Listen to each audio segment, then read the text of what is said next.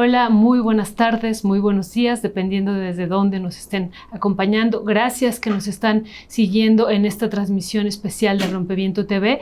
Rumbo a la sucesión de rectoría, estamos aquí en el piso 7 con el secretario general, el doctor Leonardo Lomelí. Muchísimas gracias que nos está recibiendo este día, que también sabemos que esto es una semana decisiva ya para el proceso de sucesión del rector-rectora en esta máxima casa de estudios. Y bueno, la primera pregunta que tendría doctor Leonardo Lomelí, ¿quién es Leonardo Lomelí? ¿Quién es? Si nos puede compartir con la audiencia pues parte de su trayectoria. Sabemos que es muy amplia, revisando su currículum, es muy amplio, pero que nos pudiera sintetizar quién es quien se está postulando para ser rector de la máxima casa de estudios. Muchas gracias. Bueno, soy economista, justo hoy es el Día del Economista en México.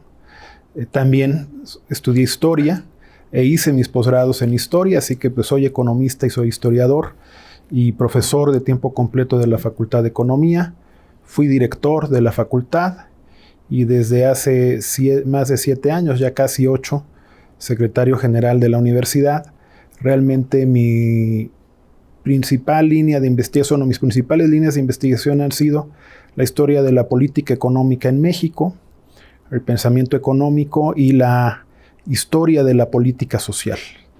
Y a final de cuentas también pues he tenido una trayectoria en cuerpos colegiados, después ya como director, que además los directores también somos parte de un cuerpo colegiado muy importante, que es el Consejo Universitario, y presidimos otros que son los consejos técnicos, y desde esta visión es que yo decidí participar en este proceso para buscar la rectoría. Ya, gracias, doctor Lomelí. Ya había participado usted en el proceso, hace 2 procesos, ¿verdad? Hace 8 años, Hace 8 años, exactamente. ¿Qué ha cambiado de estos 8 años para acá, justo en lo que vivimos al interior de la universidad? ¿Cuáles han sido los grandes cambios que usted ha notado, o las grandes transformaciones, o también los grandes retrocesos, si usted identificaría, de 8 años para acá que se postuló? Yo creo que han cambiado muchas cosas, no solo en la universidad, en el país y en el mundo. Sin duda la pandemia representó un cambio muy importante, evidenció muchas cosas, procesos que yo creo que ya venían mal de tiempo atrás, la forma en la que se había gestionado la globalización. Ya habíamos tenido un primer anuncio en 2008-2009 con la crisis económica. Por otra parte, pues en el país hemos visto cómo en los últimos años ha habido un aumento en la inseguridad. Yo creo que esto tiene que ver con el cambio que se inició desde los años 80 del siglo pasado y que creo que no logró una estrategia de desarrollo adecuada que generara suficientes empleos en un momento en el que el país tenía un porcentaje muy grande de su población en edad de trabajar. Y que esto generó mucha frustración. Creo que esto se resolvió a través de válvulas de escape que fueron la migración o la informalidad, pero que pues esto ha generado un descontento, ¿no? Y en gran medida esto explica también los cambios que hemos tenido en los últimos años en el país. Por supuesto, la victoria de Morena en el año 2018, la búsqueda de una nueva estrategia de desarrollo que trate de resolver problemas que, si bien nos han acompañado a lo largo de la historia, como son la pobreza y la desigualdad, creo que se han visto exacerbados en las últimas décadas por esta estrategia de crecimiento que no fue satisfactoria en términos de lograr un crecimiento alto y sostenido, y que sí generó mucha frustración social, y eso genera polarización también en la sociedad, y con eso hay que contender desde las universidades. Genera también una crisis de expectativas, que lo estamos viendo en la población estudiantil. Genera más vulnerabilidad emocional, esto ya lo veíamos desde antes de la pandemia, y sin duda la pandemia pues, hizo todavía más evidente esta situación. Por otro lado, han sido años muy interesantes en términos de la reivindicación de la igualdad de género, de la denuncia de la violencia de género. Yo creo que esto nos ha ayudado a tomar conciencia de la gravedad del problema, de que habíamos normalizado muchas actitudes que son a todas luces condenables, y nos ha obligado a llevar a cabo cambios importantes para tratar de erradicar la violencia de género y de buscar la igualdad. Entonces, creo que han sido años sí muy desafiantes, pero también interesantes en términos de que nos hemos replanteado muchas cosas. Yo creo que en la actualidad el principal desafío que tenemos por delante es cerrar brechas de igualdad de género, cerrar brechas en la distribución del ingreso, en el acceso a las oportunidades, y que en eso las universidades tenemos un papel muy importante que desempeñar. Gracias, doctor. ¿Por qué un economista quisiera llegar a ser el rector de la máxima casa de estudios? Pues hemos tenido abogados, hemos tenido médicos, y digo hemos tenido porque pues yo también soy egresada de esta casa de estudios que amo y la quiero muchísimo, y sociólogos, estaba pensando en don Pablo González Casanova, pero no economistas. ¿Habría alguna diferencia de que un economista llegara a ser el rector de esta universidad? Yo creo que los economistas tenemos la capacidad de entender muchos de los procesos en curso a nivel mundial y no solo nacional, de las oportunidades que como país podemos aprovechar para insertarnos mejor en la globalización. No debemos seguir apostando como se hizo, por ejemplo, en los años 90, cuando se suscribió el Tratado de Libre Comercio, a que nuestra principal ventaja sea la mano de obra barata. Debemos aspirar más bien a una fuerza de trabajo calificada que permita aportar mayor valor agregado y que por esa vía también podamos acceder a mejores salarios para nuestra población. Pero yo creo que también en mi caso me ayuda mi formación de historiador a entender la raíz de los problemas, la complejidad de los problemas. Los problemas no solamente son económicos, de hecho, en la vida real lo que vamos a hacer es una articulación de lo político, lo económico y lo social para explicar la gran complejidad de la problemática que hoy enfrentamos como país, y la educación en particular no es la excepción. Confluyen ahí problemáticas muy diversas que tienen que ver con las condiciones socioeconómicas, pero también con la multiculturalidad del país, que a veces la soslayamos. Y todo esto hay que entenderlo para poder hacer un planteamiento que permita que en este caso la universidad pueda responder a los cambios que están en curso. No solamente atender la problemática global, sino nuestra realidad nacional y hacernos cargos de los problemas que ya veníamos arrastrando. O sea, creo que la combinación de historia y economía permite entender mejor la problemática a la que nos enfrentamos. Justo la problemática del país, como usted está comentando, esto del desarrollo me parece muy, muy interesante como lo plantea, pero también dentro de la universidad, ¿no? Y justo sobre eso quisiera preguntarle, ¿cuáles son los grandes problemas que usted identifica en la UNAM? Ya ha mencionado algunos, la violencia de género, la inseguridad que también se vive y la hemos vivido aquí al interior de la universidad. Y en este contexto, ¿cuál sería el plan que usted propondría para enfrentar, bueno, por ejemplo, estos dos conflictos o problemas y otros que usted esté identificando, doctor? Yo creo que tenemos que buscar que nuestra universidad sea una universidad incluyente. Lo somos en tanto que hacemos un esfuerzo por admitir a una gran cantidad de estudiantes de procedencias muy diversas, pero tenemos que lograr que una vez que son admitidos tengan todos los apoyos para poder tener éxito en sus estudios. Y esto no solamente tiene que ver con la parte académica, que sin duda es nuestra principal obligación, también garantizar una serie de becas y de apoyos que permitan, por un lado, resolver problemáticas socioeconómicas, pero también que tengan el apoyo psicológico y emocional que les permita tener mayor éxito en sus estudios. Eso por el lado de los estudiantes. Por el lado del personal académico, reconocer que hay un sector muy grande del personal académico que son los profesores de asignatura, algunos de ellos con muy pocas horas y que sin embargo han hecho de la docencia su principal actividad, porque en el pasado el personal de asignatura era concebido como profesionales que tienen su principal actividad en otro lado y que por gusto vienen a dar clase a la universidad. Aquí hay un sector importante que se quiere dedicar a la docencia, que no ha tenido las oportunidades para poder tener una participación más amplia en la institución, y tendríamos que buscar la forma, por un lado, de mejorar sus percepciones, pero también de permitirles desarrollar una carrera académica en la universidad. Yo por eso propongo recuperar la figura de los profesores de medio tiempo, para los profesores de asignatura que tienen más horas, y generar incentivos para una superación de esa parte del personal académica que es muy importante.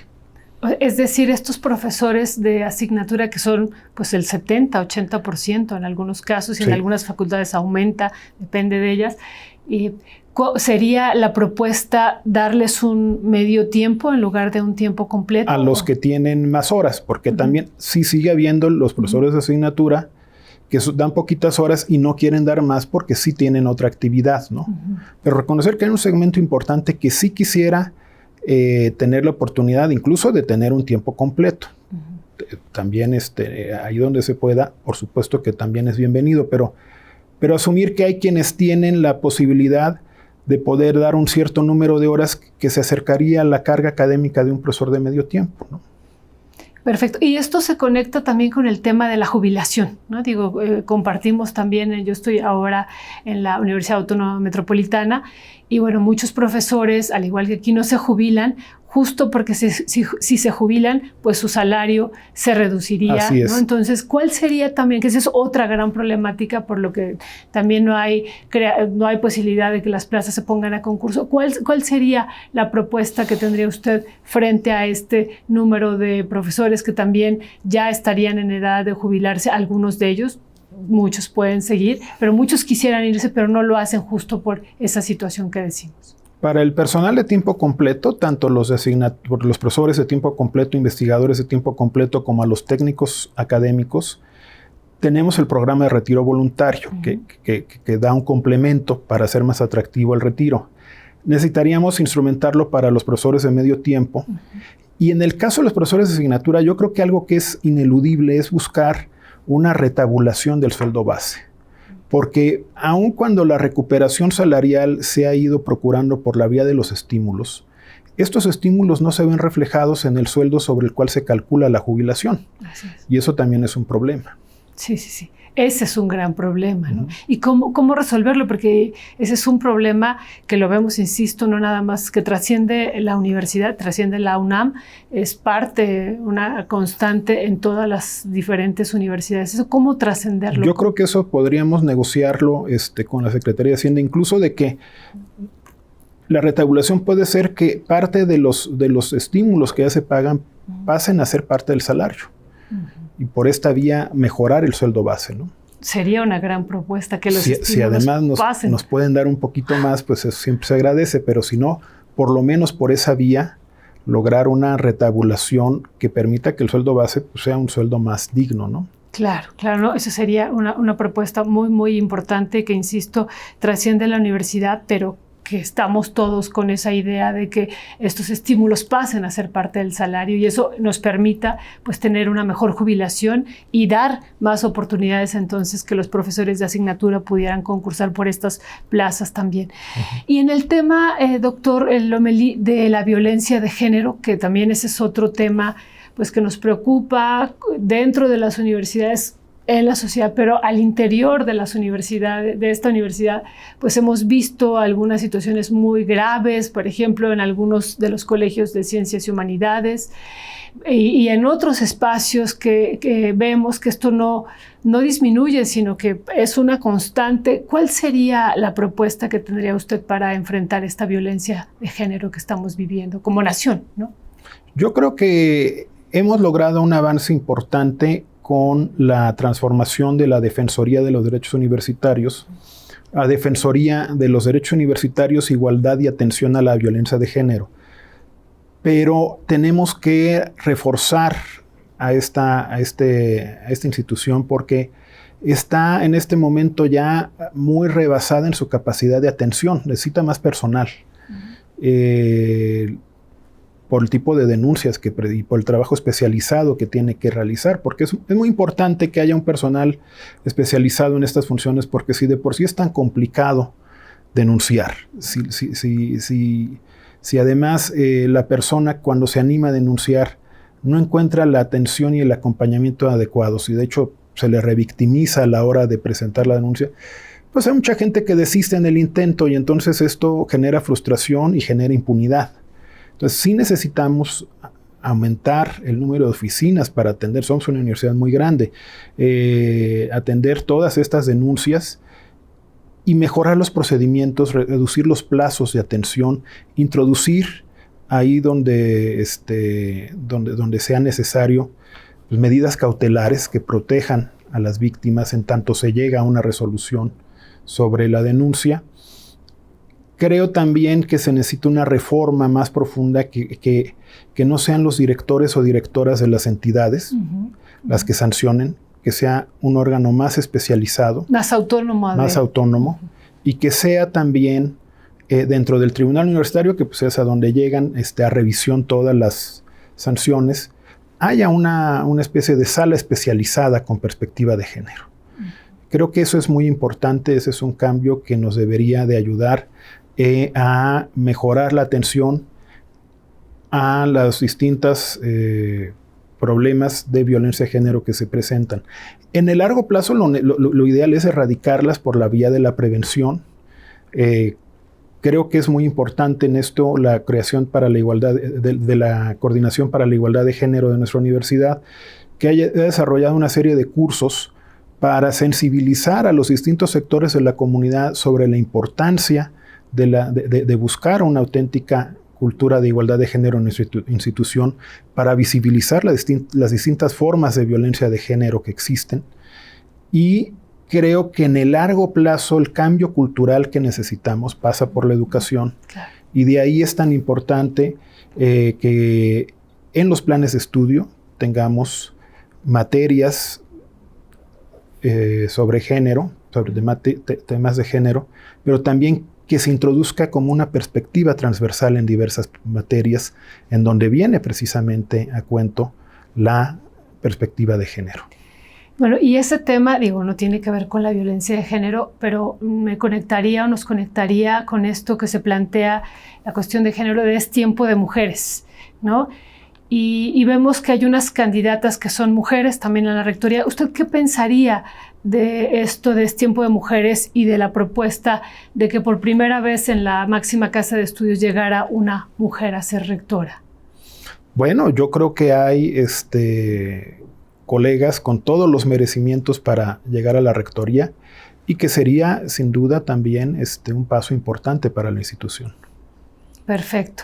Y ya vamos a ir cerrando, doctor, porque sabemos que está con muchos, pues sobre todo con muchos compromisos en esta semana que es muy, muy importante para esta institución. El tema del bachillerato, pues muchos también somos egresados del bachillerato de la UNAM. Usted, en particular, por ejemplo, el Colegio de Ciencias y Humanidades, pero también las prepas, ¿qué sería lo que tendríamos que transformar y modificar? ¿Cuál sería la propuesta? Han pasado pues muchos años de que se creó el Colegio de Ciencias y Humanidades, ha habido algunas modificaciones y reformas, incluso a los planes de estudio, pero ¿qué tendríamos que modificar en función del contexto nacional? Se revisó recientemente, se revisaron los planes de estudio tanto de la Nacional Preparatoria como del colegio. Ambos procedimientos ya me tocaron a mí siendo secretario general. Toda actualización de programas requiere de una correspondiente actualización del personal académico. Hay que hacerla, pero yo creo que hay que involucrar también a las facultades y escuelas y a los institutos en este proceso. Varios investigadores e investigadoras de institutos me expresaron su interés en participar, en tener una mayor relación con los profesores del bachillerato. Entonces yo creo que hay que aprovecharlo para concientizar al conjunto de la comunidad universitaria de que el bachillerato no solo es parte de la universidad, sino que es una parte muy importante. Claro. Hablando en términos futbolísticos, es la cantera, entonces hay que invertirle a la cantera si queremos tener buenos estudiantes. Hay el interés de algunas facultades. En el origen fueron Ciencias y Química, pero ya se han sumado otras, la Facultad de Ingeniería, la FES Aragón, por apoyar más la formación en ciertas áreas donde ellos detectan que los estudiantes llegan con más desventajas. Se inició en matemáticas, ya se está ampliando este esfuerzo a otras disciplinas, a física, química, biología, y yo he puesto énfasis en que también necesitamos mejorar su capacidad de comprensión de lectura y de expresión oral y escrita. Entonces, yo creo que eso es muy importante. Reconocer también que en el caso del CCH tenemos una deuda histórica. Las instalaciones no están tan bien equipadas como la preparatoria. La preparatoria en algunos planteles tiene problemas de mantenimiento que hay que atender, pero en la mayor parte de los planteles de la preparatoria tenemos buenas instalaciones culturales y deportivas que no se construyeron de origen en los SHs. Una vez don Pablo González Casanova nos contó que los hicieron muy rápido con la idea de que eran instalaciones provisionales, pero las provisionales se quedaron como permanentes. Sí, como definitivas. Entonces, nos está haciendo falta también atender ese tema de la infraestructura de los planteles del CCH. Y bueno, yo creo que en general hay que darle mucha atención también, porque es el sector más vulnerable del estudiantado. Son los más jóvenes y son los más vulnerables a temas de inseguridad, de adicciones. Entonces, eso requiere también un esfuerzo adicional por ese lado. Y justo en esto que está diciendo ahorita, en este proceso de la sucesión del rector, coincide que varios CCHs están cerrados. Y hemos leído algunas opiniones que hay en los medios de comunicación que también parte de que están cerrados tiene o no tiene que ver con este proceso de sucesión de rectoría. ¿Cuál sería su opinión de usted, doctor, ahorita que está diciendo de la inseguridad? Vivimos hechos muy violentos en Azcapotzalco y en otros, pero ahí me parece que ya la situación llegó a un extremo de violencia. ¿Cuál sería su opinión en este contexto de que están cerrados por la sucesión?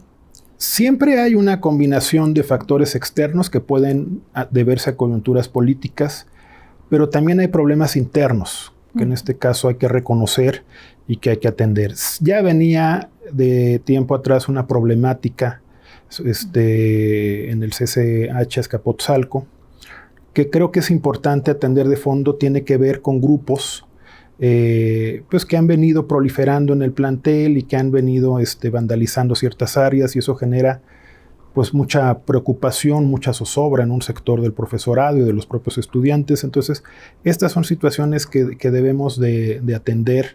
Tenemos que apoyar más ese plantel. Ya en este momento está otra vez en manos de la universidad. Lo abandonaron en días pasados. Pero lo que debes hacer es también trabajar más con la comunidad para poder atender sus problemas y no permitir que se desborden y que las aprovechen grupos que pueden traer otras agendas. Claro, claro. Doctor, hay un tema que nos duele muchísimo, que es el Che Guevara, ¿no? Y digo, pues estamos aquí enfrente de la Facultad de Filosofía y Letras, estamos en la torre de rectoría. ¿Cómo recuperarlo? ¿Qué hacer como comunidad? Y digo, ¿qué hacer? Porque me parece que todos estaremos, hasta los exalumnos, interesados en recuperar, que no sería solamente pues, una labor del rector, de la cabeza de esta institución, pero ¿cómo acompañarlo si usted llegara a ser el rector para recuperar este espacio que ha sido muy importante para muchas generaciones? Yo creo que es importante que los estudiantes que no lo han conocido como lo que fue, como un auditorio, sepan lo importante que fue ese espacio en la historia de nuestra universidad, de lo necesario que es en este momento, y en particular para una facultad con una gran oferta cultural, con una carrera de literatura dramática y teatro que necesitaría de esos espacios como es la Facultad de Filosofía y Letras. Y entonces hacer un esfuerzo de concientización que lleve a crear un contexto de exigencia que nos permita buscar que quienes actualmente ocupan las instalaciones la devuelvan para lo que fue creada, que son instalaciones que fueron creadas para la universidad y para llevar a cabo sus funciones sustantivas, la docencia, la investigación y de manera relevante, tratándose del auditorio, Justo Sierra, conocido también como Che Guevara. Lleva 23 años sin ser parte de la universidad. Sí, pues que se le reintegre a la difusión de la cultura, en donde jugó un papel muy importante, ¿no? Claro, en los procesos pues académicos, de formación también teórico, políticos, culturales, es muy escenario de muchas conferencias de invitados muy distinguidos de la universidad, pero también antes de que se creara el Centro Cultural Universitario, pues era la casa de la Orquesta Filarmónica de la universidad, o sea, el lugar, uno de los lugares más importantes donde se lleva a cabo la reseña cinematográfica, o sea, digo, la muestra cinematográfica por donde se vea, es un espacio muy importante de la universidad que vale la pena que se reintegre a sus propósitos originales. Pues estamos listos a su llamado, doctor, si usted llega a ser rector. Tres últimas preguntas, doctor. La primera, sobre este proceso que vivimos aquí en la universidad, donde participaron 10,000 académicos, estudiantes y trabajadores de esta consulta universitaria por la democratización de la UNAM. ¿Qué pensaría usted sobre esta consulta que se llevó a cabo? Escuchamos incluso algunas declaraciones que la UNAM no había convocado a ninguna consulta y que no se sabía de ella, pero hubo una participación de 10,000 estudiantes, profesores y trabajadores. ¿Qué decir sobre ella, doctor? Bueno, pues es una expresión que indudablemente vale la pena analizar y tomar en cuenta. Y frente a esta propuesta, ¿qué nos diría sobre la forma en cómo se sigue designando al rector o a la rectora de la máxima casa de estudios a partir de una junta de gobierno? ¿Usted pensaría que se tiene que modificar a futuro esto o se tiene que conservar estas formas de designación del rector-rectora? Bueno, esperemos que en algún futuro llegue a haber también una rectora. Digo, no sé si ahorita, pero así en un futuro, por eso yo incluyo, en algún momento esto también tiene que cambiar. Adelante. Yo creo que es una forma de designación adecuada para una institución académica. También creo que la Junta de Gobierno ha evolucionado y que en este proceso, por ejemplo, dio una señal de apertura muy importante, sacó la convocatoria con mucha anticipación para darse el tiempo de escuchar a cuerpos colegiados, de dar la posibilidad de que todos los sectores de la comunidad que así lo desearan se expresaran y abrir más la presentación de los programas de las y los candidatos en los medios universitarios, promover una mayor discusión y los miembros de la Junta integraron comisiones para ir a las distintas entidades de la universidad fuera de Ciudad Universitaria para tener la posibilidad de un contacto más cercano con la comunidad. Creo que se pueden seguir perfeccionando estas formas de incluir a la comunidad, pero yo en eso coincido con algo que dijo don Pablo González Casanova en 1990. Creo que la ley orgánica actual se puede aplicar con un sentido democrático sin necesidad de cambiarla. Al final, una virtud que ha tenido es que le ha dado a la universidad bastante estabilidad si la comparamos con los 35 años previos a la ley orgánica de 45, que fueron años muy complicados. Tuvimos muchos rectores que duraron muy poquito. Creo que en ese sentido le dio estabilidad a la universidad. Pero pueden seguir perfeccionando estos procedimientos, sin duda. ¿La UNAM se ha derechizado, como ha insistido una y otra vez desde la mañanera el presidente de México? Yo creo que no. Yo creo que la universidad sigue siendo muy plural y, como lo he dicho en otras ocasiones, la universidad fue una de las primeras que advirtió sobre los peligros del neoliberalismo. Sí, pues apenas acabamos de tener el aniversario de la creación del Consejo Estudiantil Universitario justo en el Ho Chi Minh, en la Facultad de Economía, para que veamos también la importancia de los auditorios. Y la última pregunta, doctor, después de agradecerle mucho que nos haya recibido a Rompeviento TV aquí en el piso 7º de la Rectoría General. Si usted no fuera el rector, ¿a quién designaría de estos 10 que están propuestos y por qué optaría por él o por ella? Uy, pues no quisiera expresar una preferencia por alguno. Yo creo que hay colegas muy apreciados en este grupo. Creo que es importante que la próxima rectora o el próximo rector de la universidad conozca bien la problemática de las facultades y escuelas. Yo me inclinaría por alguien que venga del sector de la docencia. ¿Y usted considera que entre los 10 hay quienes no conocen las problemáticas de las facultades y escuelas? Pues que les quedan un poquito más lejanas, ¿no? Entonces no tendría ninguna preferencia. Tendría, pero preferiría no herir susceptibilidades. Ok, doctor. Pues muchísimas gracias por habernos recibido y a todos y a todas ustedes que nos acompañaron en esta transmisión especial rumbo a la sucesión de la Rectoría. Les agradecemos muchísimo y nos estamos encontrando en otro momento.